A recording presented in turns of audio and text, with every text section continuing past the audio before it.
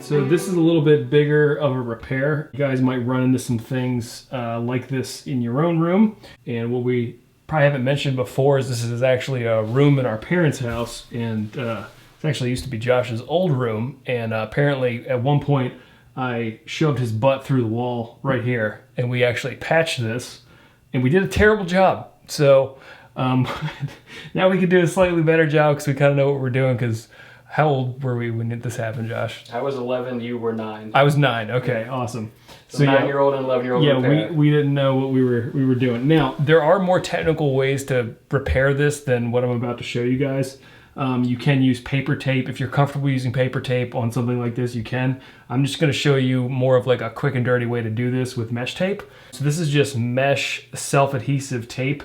And what this is gonna do is just put a little bit more structure to where this crack is, and then we're gonna spackle over top of that instead of getting into chipping all this out, cutting out the drywall, and kind of getting a little more intense with it. The mesh tape is super easy to use. You're just gonna, you can either cut strips or you can run it right on the wall and kind of bring it down, smooth it out. And I'm centering it on the crack. So the crack is actually right down the middle here. And then I'm gonna take my utility knife and just cut that right at the end there. And then you can also, and then you wanna make sure you overlap the mesh a little bit. Cut this mesh again. Do the same thing here. And again, I'm centering this crack right like that. And then this is where it is a little janky here, and this is where you can really see the movement in the wall where we want to give it a little bit better structure to it. So, do a couple more pieces.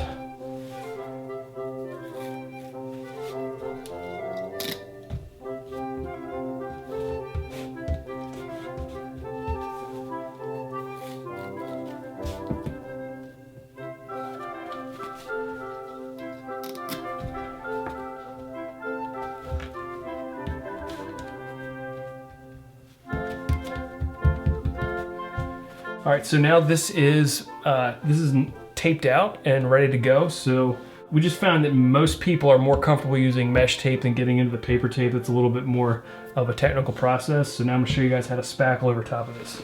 Alrighty, I've got my 8-inch loaded up here, and I'm just gonna, what I'm gonna do is I'm gonna load the spackle on, and I'm just gonna spackle down here, here, and here.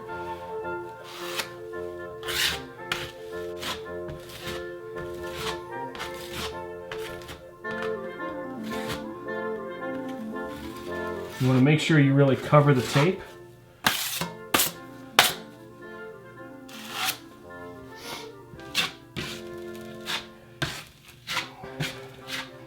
All right, so you'll notice this spackle is actually a little bit old, which you guys might also run into. And as I'm trying to smooth it out, there's actually chunks in it. If you run into that, one of the things you can do is just work the spackle back and forth on your spackle blades. So if I take it here, and you can use this with a trowel, whatever you're comfortable spackling with. If I just kind of keep working it, you'll get a lot of that to smooth out. And it'll just make your life a lot easier as you're trying to get a nice smooth spackle job here. So I can already tell that's going on a lot better. And again, I'm just trying to get, this is the first pass on this mesh tape. And then I will kind of smooth this out a little bit more. And we're probably going to end up doing about 3 or 4 passes on this tape. So that's good enough for a first pass. We're going to end up feathering this out more and more, and probably fill in almost this whole thing, and then keep bringing this pattern out further. And if things are really rough, you can sand them between coats, but we'll show you guys this whole process for this patch, what it looks like.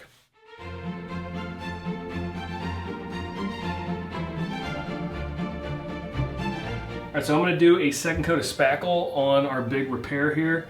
Basically, I just wanna keep working it out, so I'm gonna start fanning out the spackle wider and wider, and that will make where we have spackled and repaired less and less obvious. So I'm probably gonna end up doing this coat and then one more, so it'll be 3 coats total.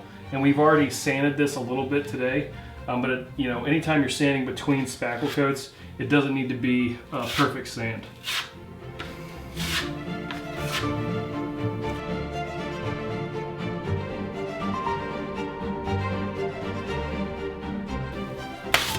This is looking pretty decent. We've got a few little bubbles showing up, but those should sand out relatively easily. And I am reasonably happy with that. So after a 3rd coat, I'll probably fill in a little bit more of this. But you can see, like, it started about like this today, and we widened it out by probably another 3 inches on each side. And so what that'll do visually is just kind of flatten this whole area out so there's not a really drastic hump in the middle of the wall. So that's coat number 2.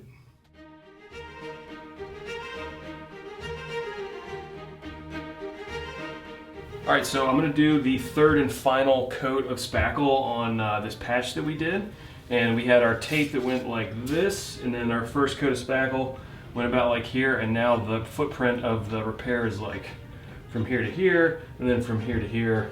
So it's nice and big. So what I wanna do on this final coat, and I did just lightly sand this, it wasn't too bad. So what I'm gonna do is just feather this out and kind of fill in this gap a little bit so we don't have a huge disruption in texture, and I'm going to fan it out probably another 2 inches on each side of the repair. So that is what I'm going to do right now.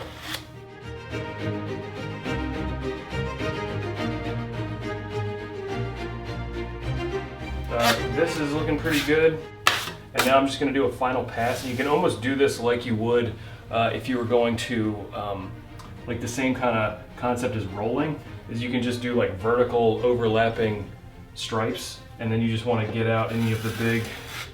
This is a very light touch. Again, it's kind of, this part's definitely like very similar to icing a cake.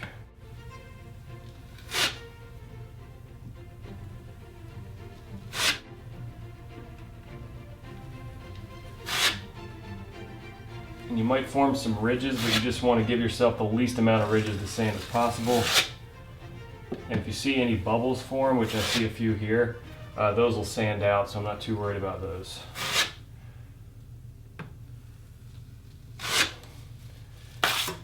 And that is pretty much it. That's the end of the repair. It's pretty much from here to here, and from the bottom of the windowsill down to here. So we'll sand that out, prime it once it dries, and that should be good to go.